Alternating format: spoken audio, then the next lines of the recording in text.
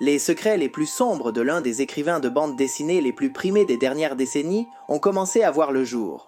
Quand en février 2022, Scarlett Pavlovich a demandé à Amanda Palmer si elle pouvait avoir un dîner intime, elle a dit qu'elle avait quelque chose d'important à lui dire qui pourrait éventuellement ne pas lui plaire. Scarlett avait commencé à travailler comme nourrice quelques jours auparavant, s'occupant du fils qu'Amanda avait avec son ex-mari, l'ex-mari d'Amanda. Ce n'est autre que Neil Gaiman, l'auteur multi-récompensé de Sandman, un comique qui a eu droit à son adaptation sur Netflix. Coraline, American Gods et tant d'autres œuvres qui lui forgent une énorme réputation depuis les années 80. Le qualificatif de légende vivante est une fortune tout sauf négligeable. Scarlett a dû respirer profondément avant de lâcher ce qu'elle a lâché. Amanda lui a raconté qu'à un moment où ils étaient seuls, Neil l'avait invité à prendre un bain, puis était apparu nu et avait abusé de sa confiance. Malgré ses refus répétés, il l'avait touchée de manière inappropriée, puis s'était masturbé sur elle. Avant de le faire, il lui avait dit de l'appeler maître. Amanda pâlit. Scarlett lui répondit en tremblant que ce n'était que le commencement. Mais ne nous précipitons pas. Gaiman était considéré comme une véritable éminence. L'originalité de ses idées était toujours mise en évidence. Il a été un fervent défenseur de diverses causes sociales et a adhéré à plusieurs luttes initiées par le féminisme. Il était essentiellement un auteur respecté et apparemment engagé dans sa tâche de communicateur. Il était un créateur de cauchemars dans le monde de la fiction, mais il luttait pour un monde plus lumineux depuis son rôle de créateur. Ou est-ce ce que l'on pensait presque unanimement jusqu'à il y a quelques mois? Aujourd'hui, les choses ont changé. Aujourd'hui, ce célèbre écrivain semble être devenu un monstre digne de l'un de ses récits. Depuis juin 2023 à ce jour, divers témoignages ont été recueillis qui attesteraient que l'homme, qui a aujourd'hui 64 ans, n'a jamais été qui il prétendait être. Quand ont commencé les abus, qu'a-t-il fait à ses victimes? Quel est le lien particulier et trouble de ce sujet avec la secte de la scientologie? Pour tenter de répondre à ces questions et à d'autres, nous avons réalisé ce rapport dans lequel nous nous plongerons dans le côté le plus sombre de Neil Gaiman. Veuillez noter que cette affaire est en cours et que l'actualité se développe. Les données peuvent changer, quelque chose de nouveau peut apparaître, il peut y avoir de nouveaux témoignages qui pourraient être laissés pour compte. Selon nos informations actuelles, s'il y a du nouveau, une deuxième partie pourrait être envisagée, mais sans garantie. Si vous êtes intéressé par une deuxième partie sur cette affaire, écrivez le mot « écrivain » dans les commentaires. Plus de 200 personnes se disent écrivains. Nous ferons une deuxième partie avec des mises à jour. Et si ce n'est pas le cas, nous commencerons ici les mystérieuses premières années. Depuis sa célébrité, Neil Gaiman a donné d'innombrables interviews, discours et cours spéciaux. Il a parlé de divers thèmes philosophiques, du pouvoir des histoires, de ses œuvres, de l'état actuel de la culture, de l'art d'écrire et de sa propre expérience dans le milieu. Cependant, il a toujours évité de mentionner son enfance. Bien qu'il ait toujours rendu hommage à l'innocence et à la pureté de l'enfance, on l'a rarement entendu parler de ses jours d'enfance. Et ils sont nombreux à croire qu'en ce passé non révélé, il y aurait une terrible genèse. Particulièrement en considérant que Gaiman a grandi dans une secte. Ses parents, David et Sheila, ont quitté leurs emplois formels en 1965, lorsqu'il avait 5 ans. Et ils ont déménagé à ce qui était alors connu comme le siège mondial de l'église de la scientologie. En fait, on sait aujourd'hui que pendant 2 ans, un petit Neil a vécu à quelques mètres de 50 Ron Hubbard, un écrivain de science-fiction. Devenu le fondateur de cette doctrine qui avait profondément influencé les croyances de ses parents. Si vous voulez en savoir plus sur la scientologie, sur toute cette théorie qu'ils ont sur les extraterrestres, sur son créateur et tout ça, je vous invite à voir la vidéo que nous avons faite sur cette chaîne sur la scientologie. Recherchez-la, tapez Scientologie Magnus et elle apparaîtra. Le lien sera fourni à la fin, poursuivons. David et Sheila ont été des pionniers de la scientologie en Angleterre. Ils ont vite reçu un traitement spécial pour leur engagement supplémentaire en 1967, précisément lorsque Hubbard s'était déjà réfugié en eaux internationales pour éviter d'être attrapé par le Federal Bureau of Investigation. Les parents de Neil occupèrent d'importants postes dans l'institution. Les Gaiman étaient en charge des relations publiques de l'Église, ainsi que de l'intelligence qu'elle mettait en œuvre pour discréditer ses détracteurs. Début des années 70, ils étaient vus comme les porte-paroles officiels du projet. En fait, lorsque Neil avait 8 ans, il a été présenté dans une émission de la British Broadcasting Corporation par son propre père. Le but de ce spécial était de montrer les avantages que la scientologie pouvait offrir aux enfants grandissant au sein de l'organisation. Face à l'intervieweur, Neil a souri et a dit que c'était incroyable de faire partie de tout cela. Il semblait être un enfant sincère, mais la vérité est qu'on a toujours spéculé sur ce qui se passait derrière les caméras. Des années plus tard, on a appris que l'un des axiomes de la scientologie est de comprendre les enfants comme des âmes qui sont déjà adultes. C'est pourquoi on traite souvent les enfants comme des adultes, les exploitant ou les exposant à diverses humiliations. Sans parler du fait que les mesures disciplinaires de la scientologie comprendraient, par exemple, l'immersion des enfants désobéissants dans de l'eau froide. Neil a-t-il traversé toutes ces tortures ? Il n'a jamais voulu approfondir le sujet. À l'adolescence, il était déjà ministre de la congrégation et auditionnait les potentiels nouveaux membres. Il a été le premier à obtenir ce rôle à un si jeune âge. On croit que c'est de ses tâches que vient sa capacité pour l'art oratoire et son ton calme et captivant lorsqu'il narre. Apparemment, il était destiné à de grandes choses là-bas, jusqu'à ce que son père se brouille avec une autre faction de croyants. Et du jour au lendemain, tout ce pouvoir qu'il avait s'est évaporé. Il a été accusé de conduite inappropriée et son rang a brusquement chuté, le plongeant dans l'abandon. C'est à ce moment-là que Neil a su qu'il devait se trouver une vie en dehors de la scientologie. C'est ainsi qu'il a débuté sa carrière de journaliste, en couvrant des concerts de rock et des événements. Mais son imagination criait pour être libérée. Il avait grandi dans une secte fermée, donc il connaissait la grande influence qu'avaient ce qui était considéré comme des écritures divines. Alors il a décidé d'écrire les siennes. Seulement, il ne rêvait pas d'une Bible, il voulait raconter des histoires et conquérir le grand public. Il avait foi en lui-même et était sûr de savoir comment y parvenir. Et bien sûr, il ne se trompait pas. Le pouvoir de Gaiman. Le grand succès de Gaiman est survenu lorsqu'il a commencé à écrire Sandman, transformant un personnage presque oublié en icône instantanée. Sa version du Seigneur des Rêves, toujours mélancolique, souffrant, puissant, charismatique et porteur d'une esthétique émo, lui a valu l'acceptation sans réserve des fans. Mais pas seulement cela, les critiques ont toujours souligné ses scénarios, mettant en évidence l'ère intellectuelle de l'œuvre. Les références à la culture pop coexistaient avec des citations d'auteurs classiques. Dès lors, Gaiman était considéré comme une rareté. Un écrivain d'une autre époque, connaissant tout le passé, mais destiné à conquérir l'avenir. Il semblait avoir le don de plaire aux adolescents, mais aussi à ceux qui soutenaient que les bandes dessinées n'étaient pas seulement des choses pour les garçons.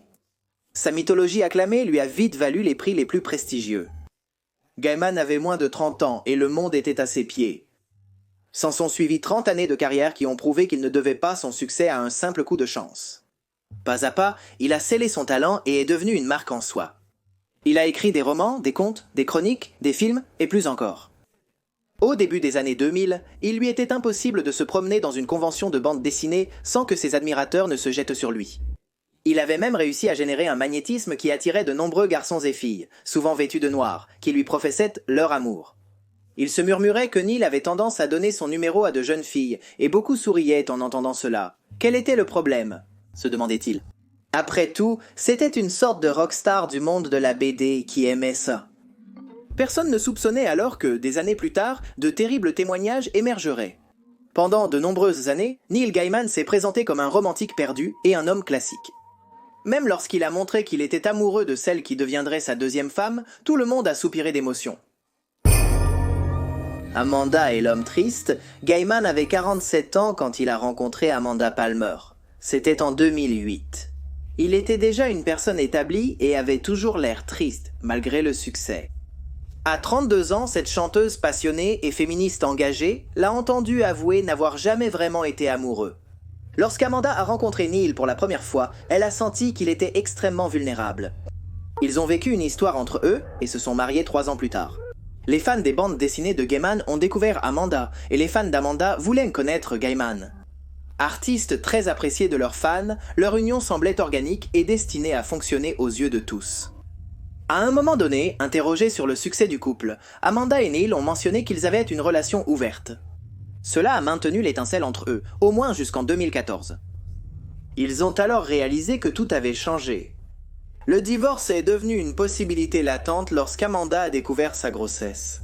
L'arrivée prochaine de cet enfant les a poussés à reconsidérer certains de leurs choix. Ils ont choisi de retenter leur chance, n'ayant plus rien à perdre.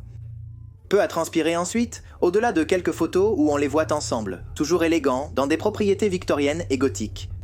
À Gaiman, il a pris un avion en ignorant les directives du coronavirus disease et a présenté des excuses publiques pour avoir mis tout le monde en danger.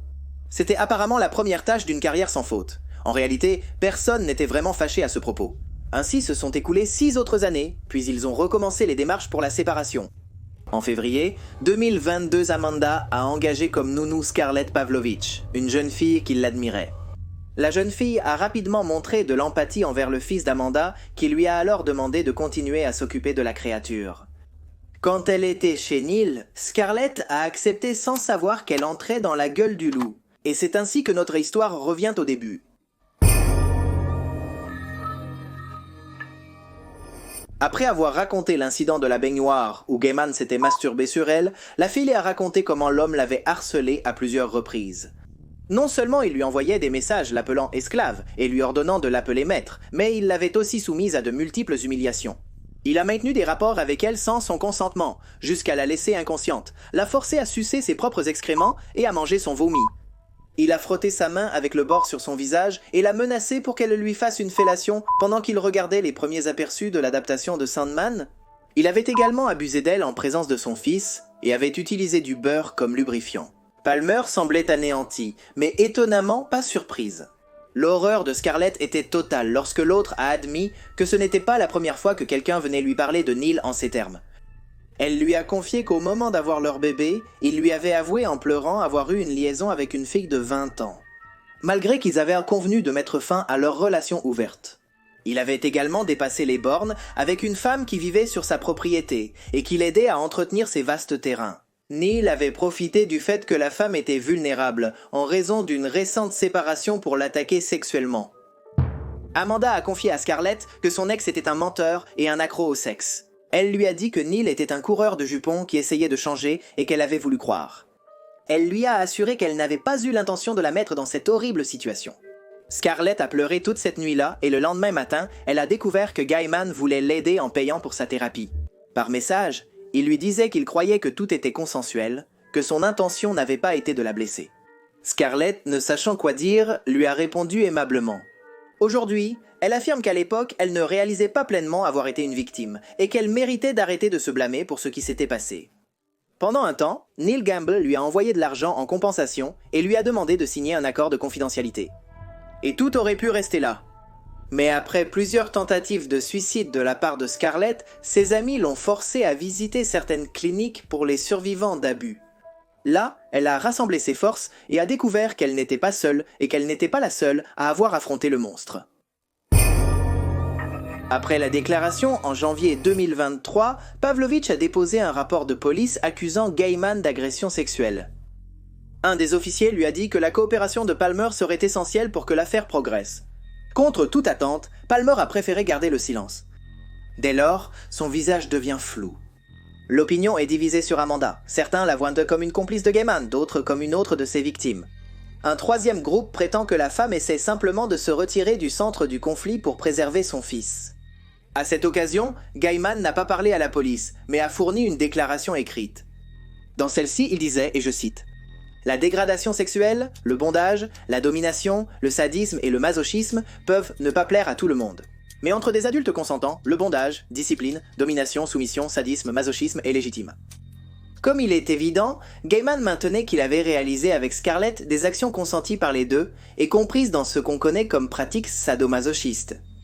Ceci a été catégoriquement nié par la victime. En juillet 2024, un podcast britannique est revenu sur ces controverses. Il a revu l'affaire et prouvé des antécédents macabres. Selon ce que l'on a pu savoir grâce à cette enquête, le premier incident que Gaiman aurait eu lieu en 1986, quand il aurait embrassé une fille de force. Dans les années 90, il avait séduit une fan avec laquelle il s'était montré très gentil. Par la suite, en privé, il l'agressa et exigea qu'elle lui donne son âme. La femme avait pu voir comment le Gaiman qui se montrait en public succombait à un Gaiman menaçant qui l'avait acculé dans un coin. En 2003, Kendra South, une autre fanatique de 18 ans, a eu une rencontre intime avec l'auteur. Il lui a raconté qu'à l'âge de 20 ans, une femme lui avait demandé de la fouetter dans les zones intimes. Il était si naïf qu'il n'avait pas saisi son allusion. Ensuite, elle lui avait montré et depuis lors, il ne pouvait pas s'exciter, si ce n'était par la violence. Ils ont ouvertement évoqué des pratiques sadomasochistes, Mais Gaiman n'a pas su s'arrêter à temps. Et face aux cris et aux larmes de l'autre, il n'a jamais arrêté son appétit vorace. À un moment donné, Kendra a souffert d'une infection urinaire et lui a demandé de ne rien lui faire. Elle se sentait très douloureuse. Cette nuit-là, il a abusé d'elle avec une force particulière. En 2012, Catherine Kendall, 22 ans, a rencontré Gaiman lors d'un événement dans sa ville. Il l'a captivée avec sa voix, la même qu'elle disait entendre quand elle se détendait avec ses livres audio. Tout était idyllique jusqu'à ce qu'il ait abusé d'elle à l'arrière d'une remorque. De nulle part, sans qu'elle ait le temps de se demander ce qui se passait.